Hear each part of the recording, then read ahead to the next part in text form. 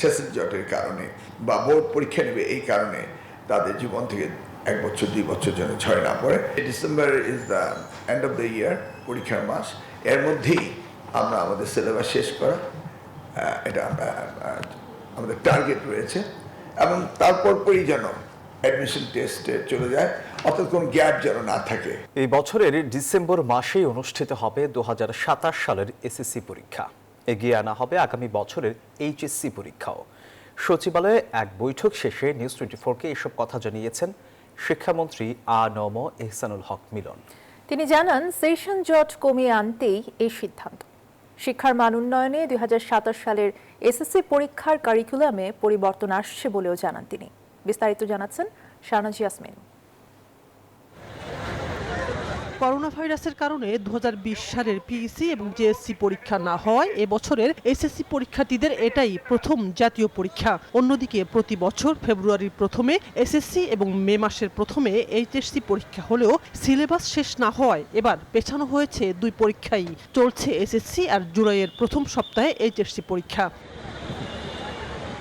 শিক্ষা মন্ত্রণালয়ের অনুসন্ধান বলছে, এভাবে পরীক্ষা পেছানোর কারণে এই শিক্ষার্থীরা সেশন জটে পড়বে, ব্যাঘাত হবে পড়াশোনায়। তাই ডিসেম্বর মাসের মধ্যেই এসএসসির সিলেবাস শেষ করতে চায় সরকার। শিক্ষামন্ত্রী সচিবালয়ে এক বৈঠক শেষে নিউজ 24-কে জানান, সেশন জটের কারণে শিক্ষার্থীদের শিক্ষাবর্ষ নষ্ট না করতে এই সিদ্ধান্ত। কোনো ছাত্রছাত্রী জীবন থেকে সেশন জটের কারণে বা বোর্ড পরীক্ষা নেবে এই কারণে তাদের জীবন থেকে 1 বছর 2 বছর যেন ঝরে না পড়ে। December is the end of the year, পরীক্ষার মাস।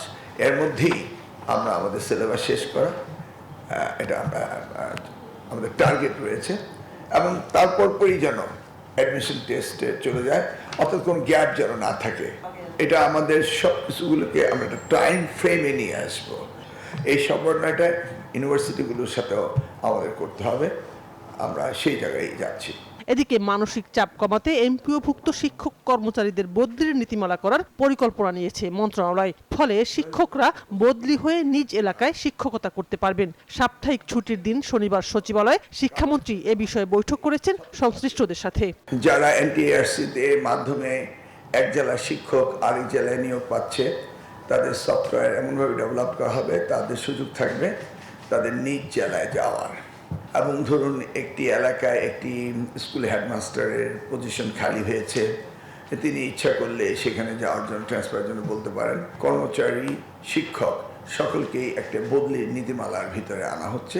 শিক্ষার মান উন্নয়নে 2027 সালের মধ্যে অধিকাংশ কারিকুলামে আসছে পরিবর্তন ও পরিমার্জন। বাকিটা শেষ হবে 28 সালের মধ্যে, জানান শিক্ষামন্ত্রী। আগামী 27 অনেকগুলো কারিকুলাম চেঞ্জ করতে পারবো, আর বাকিগুলো 2028 আমরা চলে আসতে পারবো। শাহনাজ ইয়াসমিন, নিউজ 24, ঢাকা।